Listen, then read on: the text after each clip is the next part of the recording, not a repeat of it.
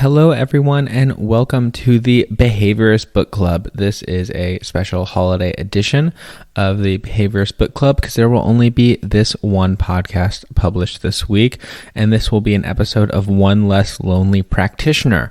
Remember, our job is disseminating and expanding the research world to the research-focused practitioners and getting the practitioner bite-sized chunks of research so that it doesn't take them an incredibly long amount of time just to use evidence-based practices. This conversation, like I said, is in our One Less Lonely Practitioner series. We discuss everything from BCABA to supervision tactics to OBM style things, and even imposter syndrome with the guest today, Corrine Jacoby. She's been a BCABA for a little bit and then recently became a BCBA, and she's also pursuing her PhD. This is a little bit of a longer conversation. We talked for a little bit and it was quite enjoyable. So I hope you guys sit back and enjoy the episode, and I'll talk to you in a second. All right. How are you, Corrine? Thanks for agreeing to come on the podcast. I'm great. Thanks for asking. Absolutely. So as you know, this is the One Less Lonely Practitioner series, and I was really excited to talk to you for a couple of different reasons. One, you were a BCABA for a little bit, which I think is an interesting perspective. I was also a BCABA, and I think that position is kind of questionable at this time with some of the insurance companies. So I wanted to chat about that. And also, you're kind of a newer BCBA. You've stepped into a new job. You seem to be taking on a lot of different leadership roles. So I'd love to get some of your perspectives about the different populations you work with, because I know they're pretty diverse. To start off, can we first talk about your current job position, or maybe where you spend the most of your time? Yeah, so my full-time job, I am a supervising clinician for a locally owned multidisciplinary clinic.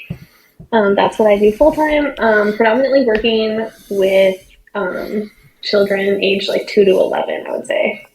Okay. I have experience with the multidisciplinary team in a hospital setting, but not in a clinical setting. Can you explain how some of those different team members interact with your caseload? Yeah, so we have speech therapy, occupational therapy, physical therapy, psychology, and ABA. We're kind of just everything all in one, which is really cool. So we collaborate with speech, especially when we're working with clients with speech devices or things like that. And we kind of come together and create the goals together and do things that kind of might seep into each other. And we also just use each other for our expertise and just to create a really individualized plan for the client while also collaborating to make things a little bit better and easier and flow better. That's really cool. Has there arisen conflicts in the collaboration between like a speech and a behavior analyst? Maybe conflicts is the wrong word, but disagreements in procedures. Yeah, so obviously we're not going to do anything that's not evidence-based, and I have came across that pretty typical thing that we all kind of talk about when we're in school, like, you can't do anything that's not evidence-based, but now I have a speech therapist kind of saying, okay, well, what about this? And we go back and forth a little bit, and that's where it can get a little bit tricky navigating those conversations, because I think that's something that we don't really practice as we're going through school. So navigating that was a little bit tricky at first, but we're all still like pretty friendly and we try to figure things out, and they are really understanding of what we can and can't do. So that's been really helpful. Yeah, I totally echo that we don't really get trained on how to be people pleasers, how to be customer service agents for a service-oriented business in grad school. And I think some of that might be getting added in the 5th edition task list with the additional OBM and supervision content. Not directly, but something like that. What have been some of the advantages of the multidisciplinary team? I can think off the bat, feeding interventions, having a SLP to sign off on swallowing.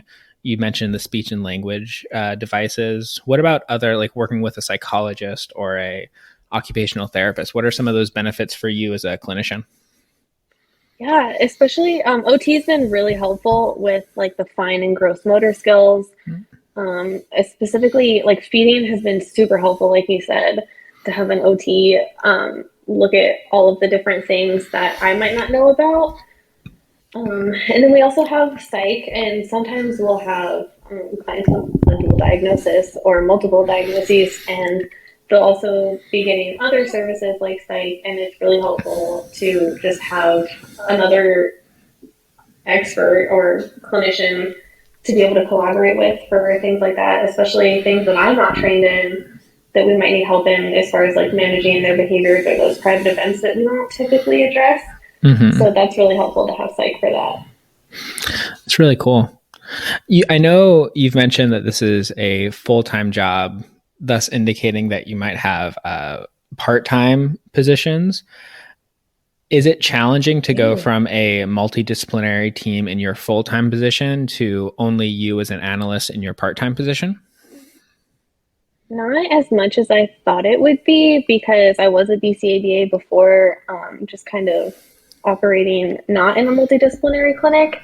So I think I was kind of used to that. So I think it was a little more difficult to step into collaborating with so many other professionals that I wasn't used to. So not really. Okay.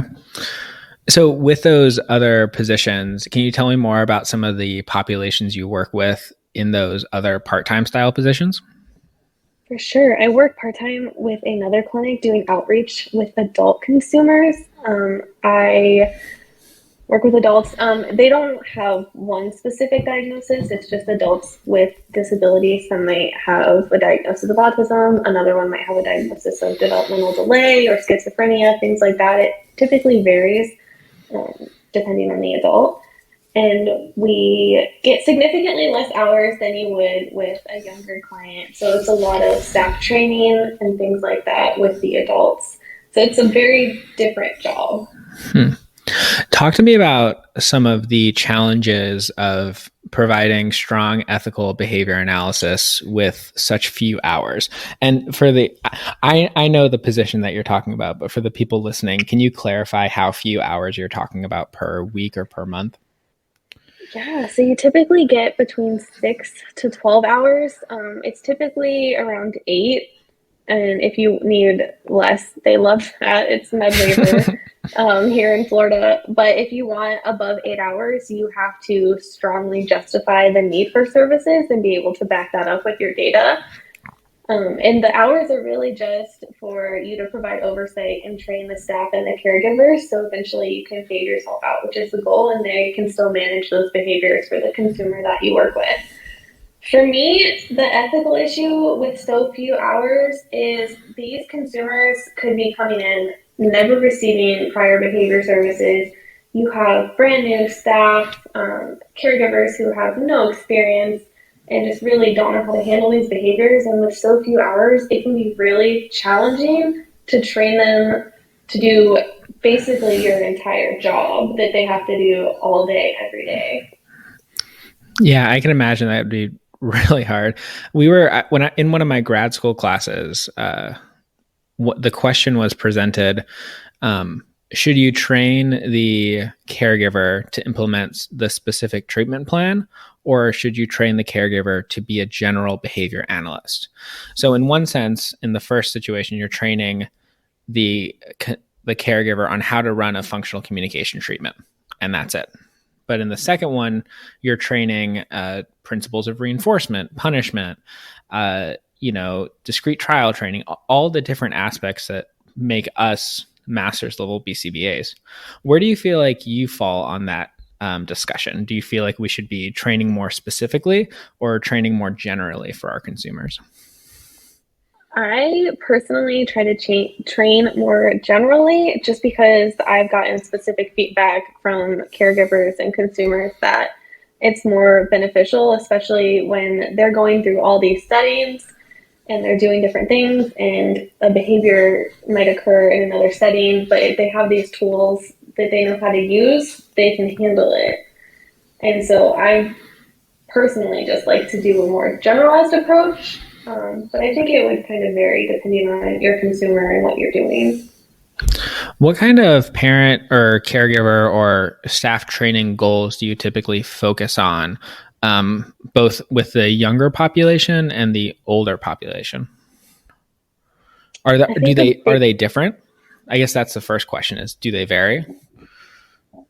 They vary depending on the client and their behaviors and what we're doing. But I think an overall goal that I usually have for both is learning the functions of behavior. To me, that's a big thing, and there's only 4. So I think that's something that they can learn relatively easily, and then also apply that across various situations. But then also learning the procedures for the reduction behaviors that the specific client has and figuring out what works for them and how they can implement that consistently is definitely a big goal that I have, because I really want them to be able to do it consistently to meet those contingencies. Absolutely. Okay. Well, we kind of got a little off track there. I apologize, but to circle back a little bit,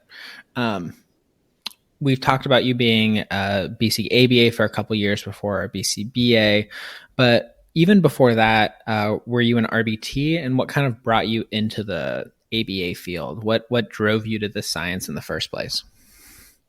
Yeah, so I started as a behavior assistant, and then when you couldn't be a behavior assistant anymore, you had to get your RBT. So I got my RBT and then became a BCABA, and I was brought into the field.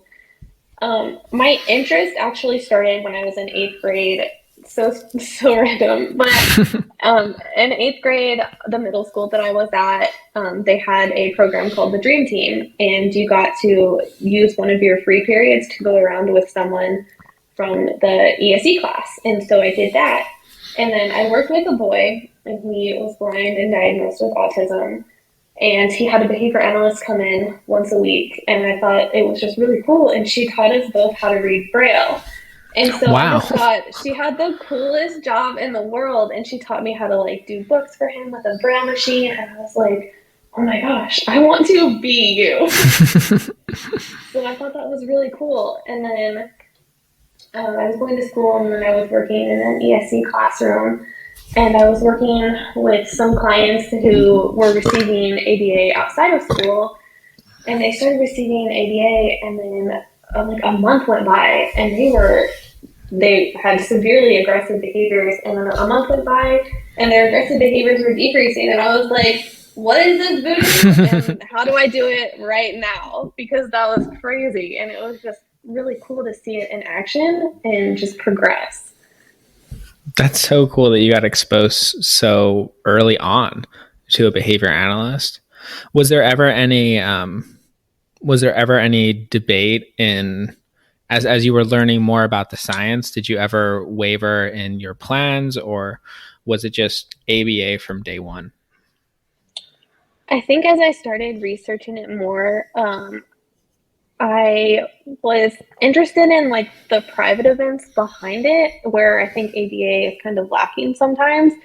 And so that, I think for me, was a point where I did waver a little bit, because I was like, okay, yes, behavior is behavior, but I do feel like those private events play a role. And so I was kind of on the edge of psych and behavior analysis, but ultimately chose behavior analysis because I just love the field so much, and that was just always what I wanted to do. That's awesome. I'm losing the article. We just talked about losing articles, but there was an article, I think, by Critchfield in the 1990s, and they talked about how the lack of analysis in private events in behavior analysis is just a huge red flag. And the fact that ABA hasn't begun to tackle some of those covert events, I think it was Critchfield, I could be wrong, is one of the big weaknesses of our field. Essentially pointing out that some of those covert and private events are absolutely could be studied, but just haven't yet because of the inherent difficulties of it. Yeah, I would love to see that. And I remember when I read about ACT a few years ago. Mm-hmm. Yes. And I was so interested, because I was like, okay, is this what I've been waiting for? I'm so interested. I'm still grasping it. Mm-hmm. It's really complex, but I just find it so interesting. And so I hope that we eventually get there where we're doing that. I totally echo that with like, you learn about ACT, you read an article, you get excited, you buy the workbook, and then you like start diving in and you're like, oh crap, I don't know about what do you mean relational frame theory labs? What do you mean there, Stephen Hayes? And then you go to a relational frame theory book and you go down rabbit holes for sure. I definitely went down the ACT rabbit hole. Yeah, I'm still learning a lot about it. It's on my list of things to read for sure.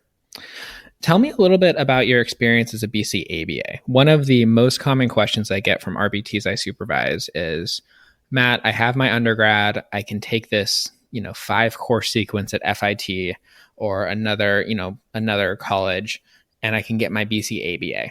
Should I do that, or should I just go for the master's degree? Oh gosh, definitely go for the master's degree. Okay.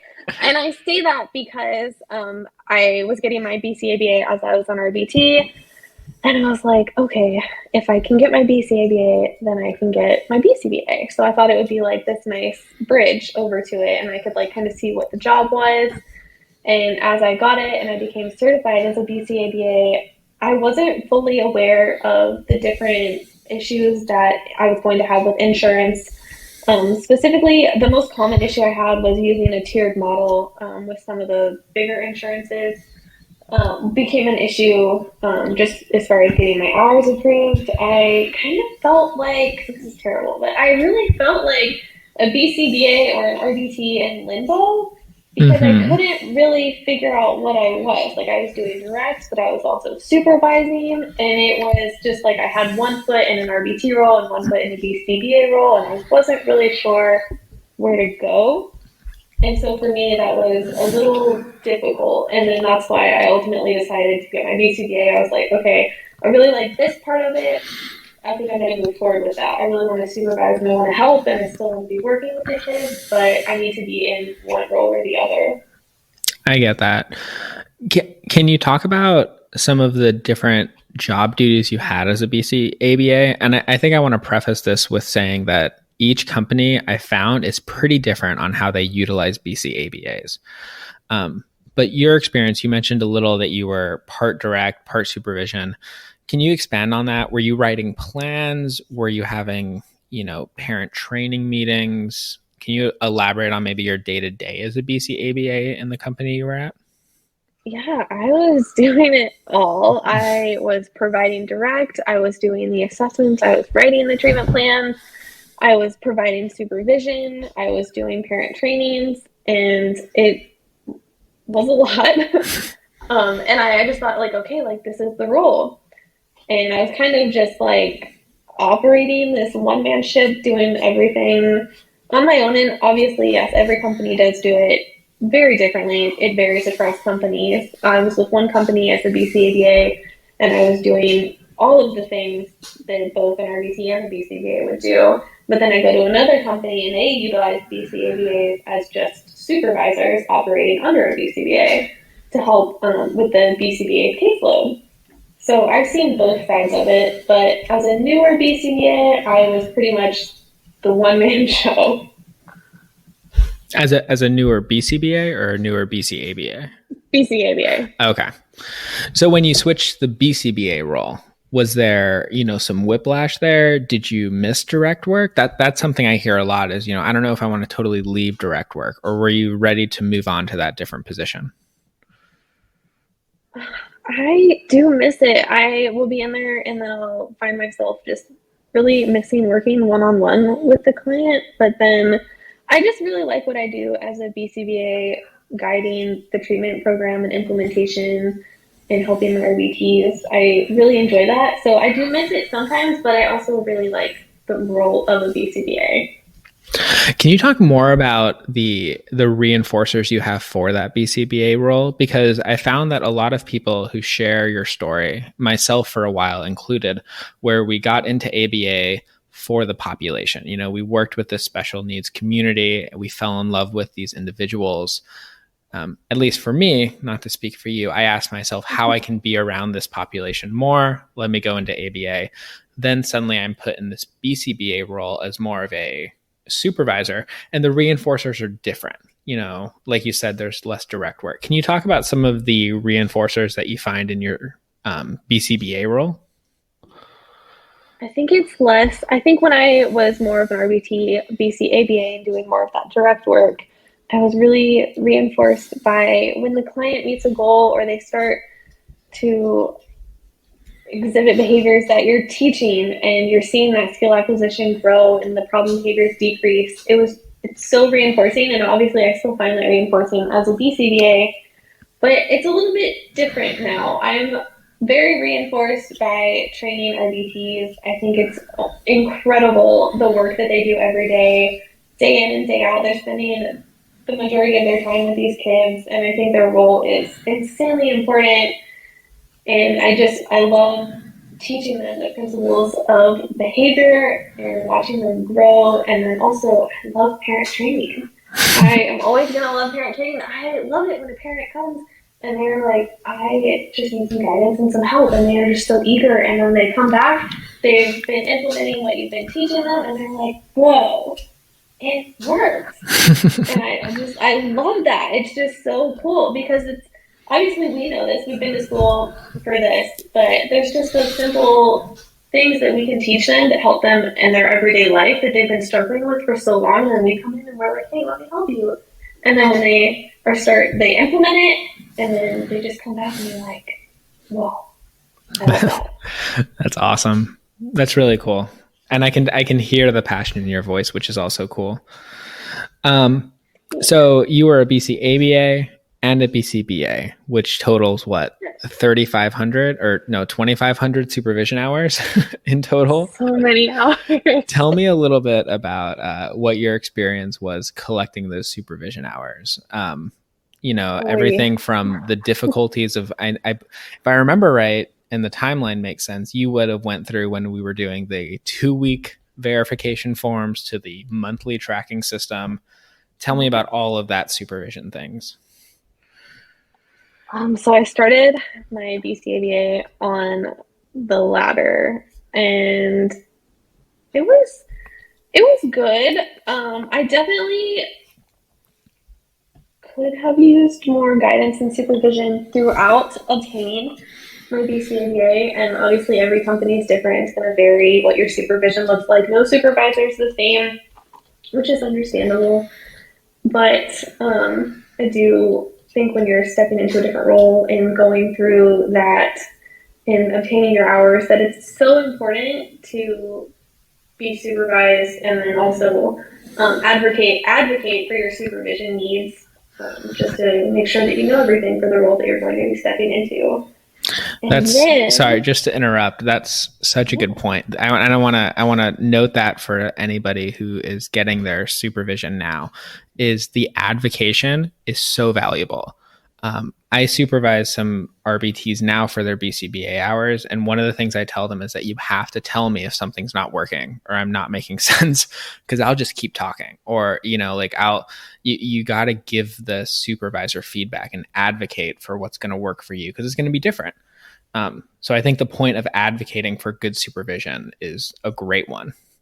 Sorry, continue. No, you're good. Yeah, for sure. Advocating is so important. And I think that's something that I didn't realize.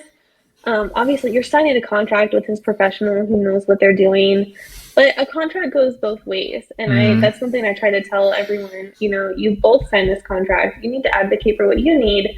I love feedback personally, but I think there can kind of be a negative connotation towards feedback for both sides. Obviously, we're the ones giving feedback to RBTs a lot of the time, but I tell all of my RBTs, like, I want your feedback. This is a mutual relationship. Obviously, I'm probably going to be giving you more feedback at times, but also you're doing this day in and day out. Your feedback is invaluable. I want that. There's no negative feedback in my opinion.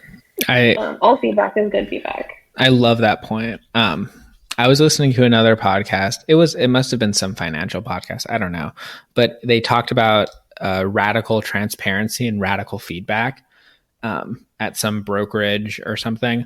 But it was the concept that everybody has the right to give everybody else radically honest feedback. And it was a company culture. And I thought that was a really cool point.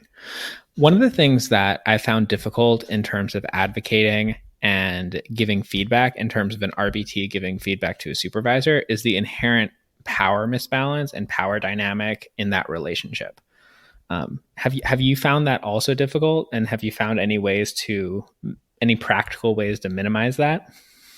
Yeah, I have also found that difficult, especially becoming just a clinical supervisor as I stepped into that BCBA role. And I just think it's really important to pair with your RBTs. I was actually reading this article on fun in the workplace, and I'm currently going to school for my doctorate in behavioral health management. And I'm so interested in OBM and how we can increase staff retention and decrease turnover, because I think that's really important for these kids, but also for the RBTs who are in these roles day in and day out. And so the article was about increasing fun in the workplace, and does it actually help retain staff? And it turns out it does. And it can just be something as like a team building activity, or where I'm at now, we do team building activities, we do potlucks, just different things like that that can make the workplace more fun. And obviously everyone has their own opinion of fun, but just finding out what works for your staff and going with that and increasing that, I've found has been so beneficial for me and the staff, and to help us pair in a professional way. So I think that's so important to do that with your staff. Do you feel like there is a too much pairing line? Like, is there a line there between the supervisor and the RBT? Yes. And I think that's where you have to be really cognizant of your ethical boundaries and not creating a dual relationship or multiple relationship or something like that with the pairing that you're doing. It needs to be obviously professional. Okay. I think it's a good point, and I definitely want to follow up and get that article from you after we finish talking, because that sounds like a fascinating article, and I'm taking mental notes for the clinic that I work at as well. Okay. So you mentioned that OBM, you're getting your doctorate in behavioral health management. Does OBM kind of represent your biggest interest right now in terms of ABA, or are there other areas of the field that are really interesting you right now? Like, what gets you excited? I love it all. Which is not helpful, but I do. I really love OBM. I think I'm so interested in staff and staff performance and staff retention in this field, because I've seen staff turnover happen so quickly and how it affects the clients that we're working with. So that's so important to me, to be able to retain that staff and then also maintain it so their performance is where it should be and everyone's happy. And everyone's obviously, not everyone's going to be happy, but at the end of the day, my goal, I want you to be happy where you're working, and I want other companies to develop practices like that too. Yeah, I totally agree with that. The Behavioral Health Center of Excellence, BCoE or BHCOE, I don't know if they like the acronym that we use for them. They just released their staff turnover report, their salary and staff turnover report. And you see this unfortunate exponential growth in staff turnover, specifically in the RBT and the BCBA position. And you could blame some of the data on COVID, and I think that is partially a reason for it. But it's definitely unfortunate that our field has become paired with higher turnover. So I think anything we can do to stop that is absolutely essential. So sorry, I didn't mean to interrupt. You were going to say something? No, you're good. I agree with you. I think it's so important for this field and for this field to continue to grow. Well, that leads perfectly to my next comment that I was mentioning, which is, as a field, if you were to say that ABA has a heartbeat, where's the pulse of ABA to you right now as a practitioner? Where do you think we are as a science? I think we're growing and we're expanding, and it's really exciting. I was actually talking to my BCBA friend about this, about like the different controversial things going on, and especially over functional assessments and things like that, and how we're all trying to just learn what we can and how things are growing and changing, and that can be a little bit uncomfortable, but I love that because with these changes, I've also noticed other changes in ABA just becoming more cognizant of people with disabilities and their autonomy and how we're respecting that through our practices, research, and interventions. And things that were more invasive, we're starting to shift away from. And I really like that. So I definitely think ABA is growing and we're evolving, and it's just really cool. I totally agree. I think we're in the midst of a pretty drastic shift, personally. I like to imagine like first wave ABA was like Skinner and his rats. Second wave ABA was like the functional analysis methodology from Iwata, and then all of the, you know, the DRAs and the FCTs and the, you know, function-based interventions that came from that. And I'm wondering if I always wondered if I was going to get to see third wave ABA. And I can't put my finger on it, but I'm wondering if we are starting to see this shift to not away from functional assessments, because I don't think that's where the field is going in general, but into a more consumer focused ABA, if that makes sense. I think we're becoming more and more like actual customer service agents and accepting the fact that we provide a service and we are not infallible. I remember when I first was researching about ABA, I came across this article and it was talking about how ABA can change the world because we don't just work with persons diagnosed with autism or developmental disabilities. And I think it's important to expand and use the research and knowledge that, you know, we've gained from the past to use that to push us forward and to kind of get away from those things that weren't working. And so now we're evolving and we're growing and we're becoming more consumer centered. And I think that's really cool, just to use what we've learned to grow. Absolutely. I think if I remember right, the article is from Skinner. It's like in the 70s, late 70s. It was at the end of his career. Why isn't behavior analysis changing the world? And then there was a follow-up article, maybe in like the 2000s, which was a response saying, why are we still not changing the world? I know, it blows my mind because we could just do so many things. Yeah.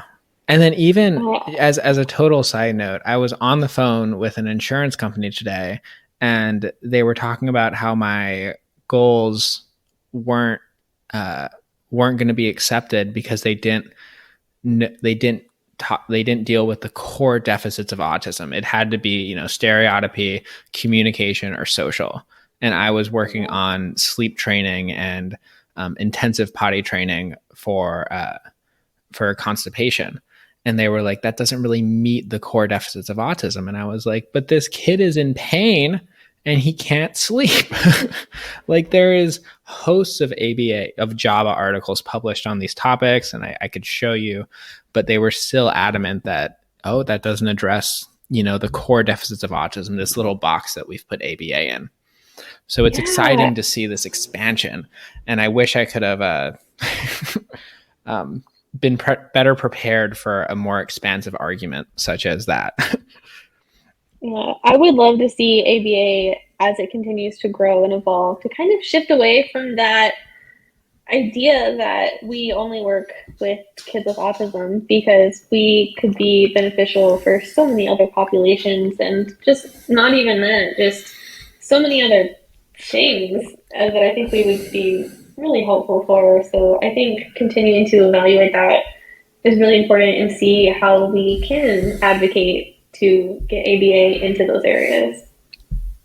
Totally. There's this, I'm pulling it up now to make sure I don't get the citation wrong. It's Veda and Armshaw. It was just published in Java, and they did a study on EMG and so electromyography tracking of muscle activation in post-rehabilitation after knee surgeries. And they looked at the way that physical therapists typically did their muscle rehabs. They just tweaked a little bit of the contingencies, added in some like basic behavioral principles, and the results were spectacular. And I think that type of like intensive demonstration of contingencies is so powerful. And then Nicole Gravina and her colleagues did an article, I think it was Behavior Analysis in Practice, about how behavior analysts can shift into other populations, and Nicole Gravina, she's at UF right now, and she's worked with NASA. She's worked with all these like incredible non-autistic communities. So definitely I recommend checking that out. I'll try and find the citation and put it in the show notes, but I agree. A lot of movement going on in our field right now. It's really exciting. For sure. So, to kind of finish this off, I have 2 final questions. Okay. The first one is, what would you say your biggest success, and by success maybe the moment you got the most reinforcement from this job, and then also the most diversive moment, the failure that you had? Because I think it's important to talk about the good, the bad, and the ugly of any job so people can make informed decisions. For sure. I would say my greatest success story so far, I'm actually really proud of this. I had a client who was previously receiving ABA services they were going on 8 years with toilet training and more skill acquisition. And the previous analyst, we had discussed how she had tried all of these different potty training procedures and nothing was working. And so I got the previous plan and we talked about it, and I reviewed all of their documents, and I got with the family and we tried to come up with a potty training program that would be helpful. And and then Hello? we finally got it to where, with the help you cut off there. I'm gonna say the name wrong, but Azrin and Box, we got it to where it was working, and now the client is completely potty trained, and the parents were so excited. I just remember the mom, she was crying, and it was just so reinforcing because she was really concerned that when he became an adult, he wasn't going to be toilet trained, and what if he had to go to some kind of group home or something like that if something happened to them. She was just really worried about that. So to see that was just so reinforcing, and I think so far that's my greatest success story and something I look at and I just think, wow, that's cool that we can do that together. You cut off for a moment there. You were talking about so you got a kid who had never been able to be potty trained to fully potty trained? Yes. Okay, you just cut off for a second there. I just want to make sure I had the was it the like the Azrin and Fox, like 1990 something, with the overcorrection, the intensive sit schedule, and the wet stop? Yes, it was. Okay. I've also, yep, I'm with you. We'll talk about potty training once we hang up, because that's something that Okay, that's awesome. I think the potty training, I feel like, is one of these biggest, like, behavioral cusps that we can get, or rather pivotal behaviors, I would say, that we can give these kids to access just like a whole new host of worlds. Maybe that is a behavioral cusp. I need to check my definitions. As far as my greatest failure, or something that I really look back on and I think I wish I had done things differently, was when I became a BCABA. I had passed this exam, I'd entered this new role, and I thought I had to operate by myself. Like, I just passed this exam. Okay, like, this must mean I know what I'm doing. Like, I could pass this exam. Great.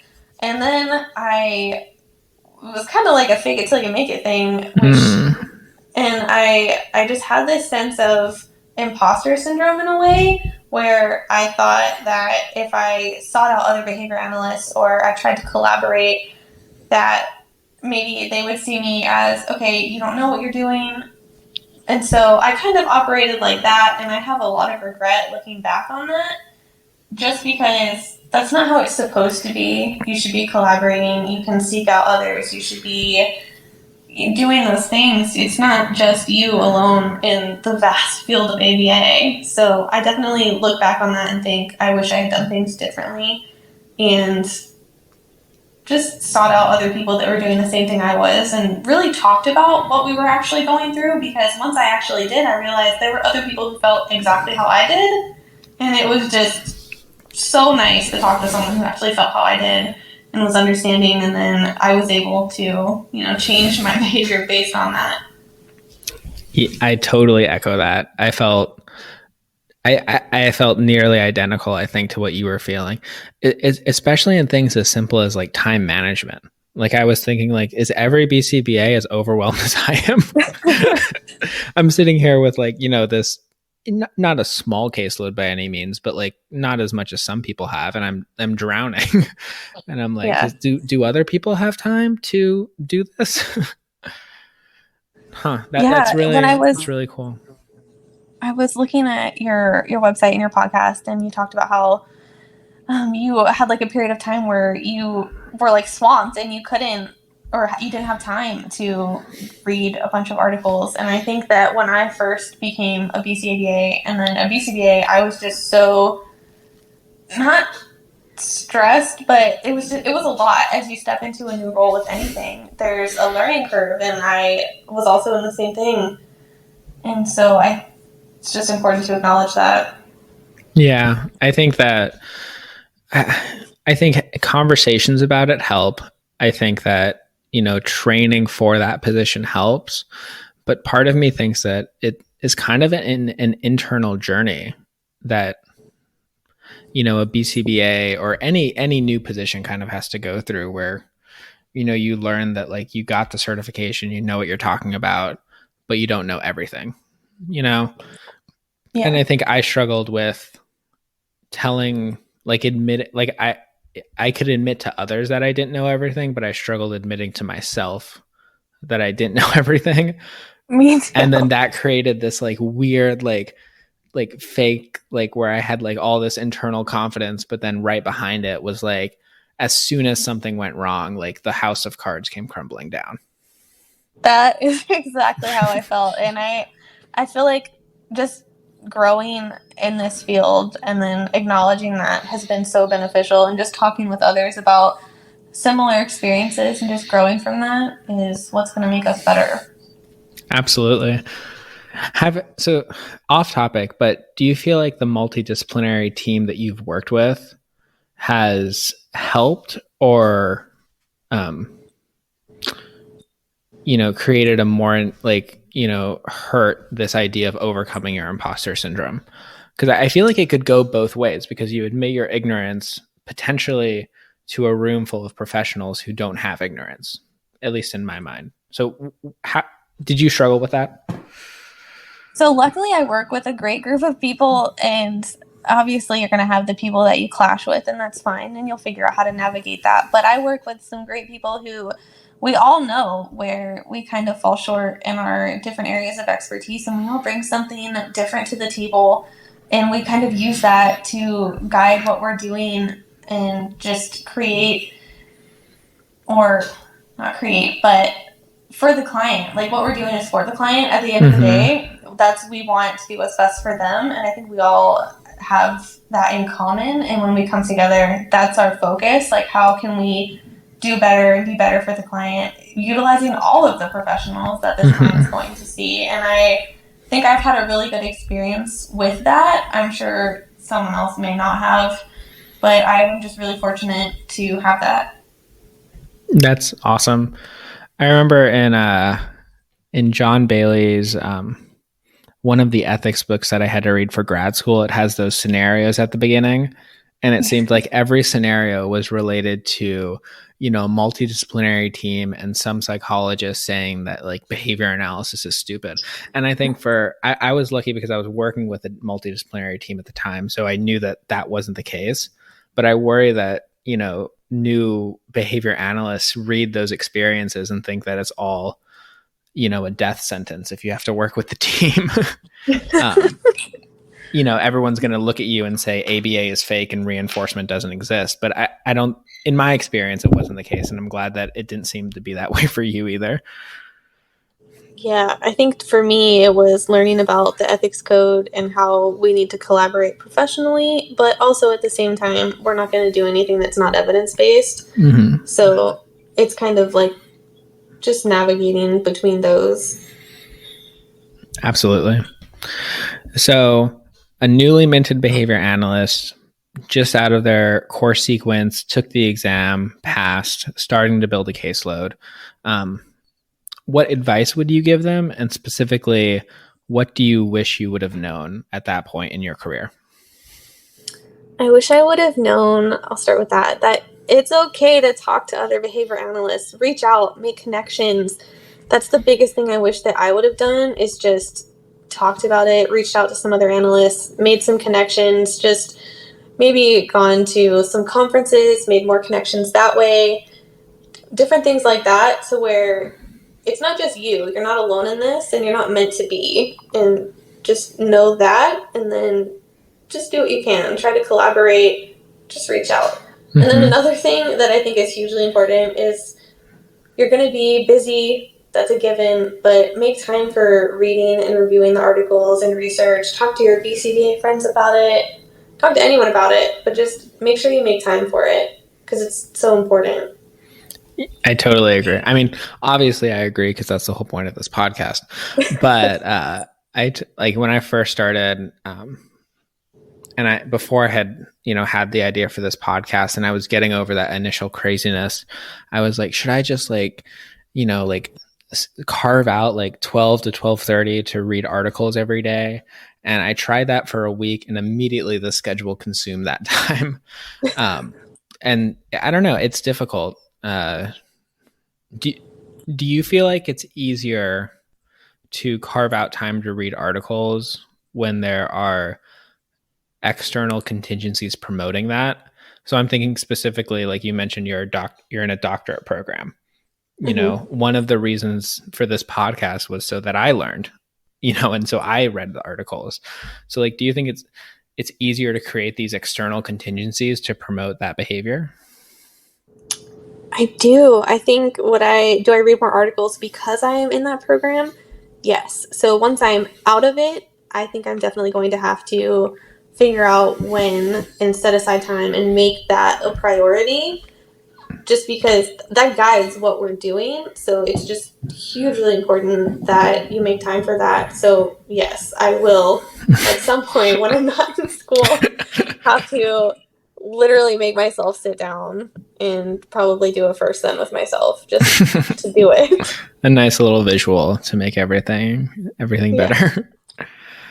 All right. Well, thank you so much for that conversation. It definitely went a little longer than I expected, but I think my personal favorite point was the imposter syndrome conversation, because I think that's so valuable. And absolutely. So thank you for coming on the podcast, Corrine. I really appreciate it. Thanks for having me. Absolutely.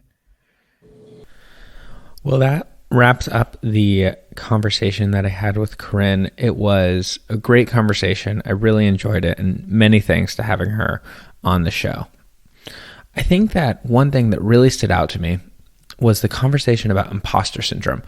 You could tell that I think at that moment it stopped being an interview and more of just two friends commiserating. And I think what we uncovered is that we were feeling about the same thing in the same period of time, that newly minted BCBA. And I think that it really echoes her final advice.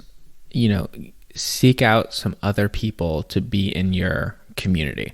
Meet other BCBAs and get advice from them. Even if they're a newer BCBA than you, get advice, see what their strategies are, and you might find something that really helps yourself. And finally, I think to really close it out and close out this weird in between Christmas and New Year's, I think it's really important to point out that we're not alone in this field. With the internet being the way it is, there's so many providers out there. There's newly minted BCBAs everywhere. If you're feeling alone in this field of applied behavior analysis, reach out, make a community. Heck, email me, because I'm sure I'll be able to hook you up with some people who are really cool in your area. But I guess I'm just saying the idea of One Less Lonely Practitioner was to make sure that we don't feel like we're alone in behavior analysis. And I think if we don't feel like we're alone, we are better able to combat things like imposter syndrome. So like I said, like Corrine said, reach out, talk to other practitioners, and really ask them what they're doing and how you can copy that and maybe even improve on it and make your own practice more efficient. Anyways, that was a really fun conversation. I know it was a longer episode than I usually do, but I hope you guys really enjoyed it.